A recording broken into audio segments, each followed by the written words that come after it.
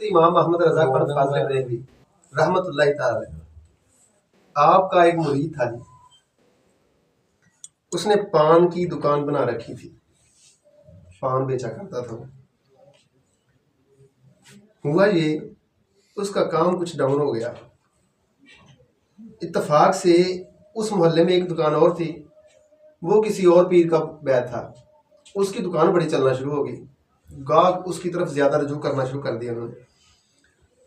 وہ نا مرید جو تھا نا، اس نے پوچھا کہ یار یہ اس کی دکان چل رہی ہے، کہ اس پہ کرم ہی کرم۔ وہ گیا جی، اعلیٰ حضرت کے پاس آیا، آ کے عرض کیا حضور میری دکان کم چل رہی ہے، تو مجھے کوئی تویز دے دے۔ حضور پیر کی زبان سے نکل گئی تویز ہوتا ہے، نکلا ہوا ہی تویز ہوتا ہے، جو کہہ دیا وہ تویز ہی ہے، اگر کوئی ماننے والا ہو تو بس۔ ہماری سرکار فرماتے ہیں کہ بیٹا تویز تو دل کے وہ سکون کے لیے دیتے ہیں، ہاں جی تسلی کے لیے دیتے ہیں، باقی جو کہہ دیتے ہیں ہم تو اسی اعلیٰ حضرت کی بارگاہ میں گیا، اللہ تویز دیا جی، کہا بیٹا اس کو جا کے نا جہاں پہ پیسے رکھتے ہیں نا وہاں پہ رکھ لینا۔ اب جی آپ تویز کسی کو دیں، وہ مجھے کیا پتا اس میں کیا لکھا ہے، تویز گلے میں رکھ لیے جی۔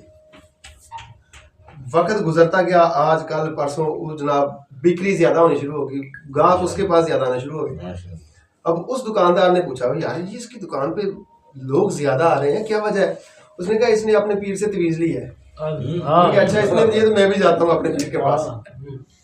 وہ اپنے پیر کے پاس گیا، تویز لے کے آیا، کوئی نظام درست نہ ہوا، وہ پھر اپنے پیر کے پاس گیا، حضور بات یہ ہے کہ وہ نظام میں اچھا جو اس کے پیر نے تویز دیا نا وہ لے کے آ کسی طریقے سے، اس کو پتا تھا کہ یہ احمد رضا کا مرید ہے، وہ گیا جی، اس نے وہ تویز حاصل کر لیا جی، کسی طریقے سے اس تویز کو حاصل کر لیا، وہ تویز لے کے پیر کی بارگاہ میں گیا، اس کے پیر نے تویز کھولا اور آنکھوں سے آنسو جاری ہو گئے۔